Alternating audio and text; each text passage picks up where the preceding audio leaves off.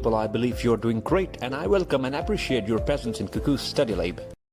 The decline of US-authored liberal order and ensuing uni-multipolar power configuration have culminated in a disorderly era, reverberating the images of 20th century's power politics. In such a grim yet notably chaotic environment, imperialism is lurching in the garb of zero-sum geopolitics.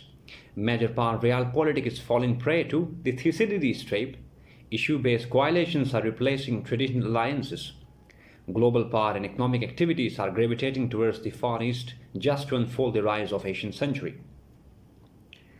Similarly, new spheres of influence like Sinosphere, Angelosphere and Atomosphere are pitting both the self-proclaimed civilized or otherwise nations against one another.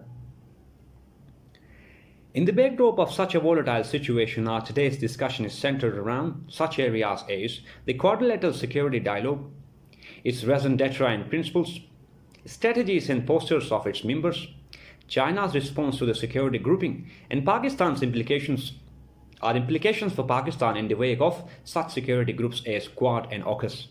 Finally, we will end up our today's sitting with certain policy matters vis-a-vis Pakistan's growing hardships at foreign policy front.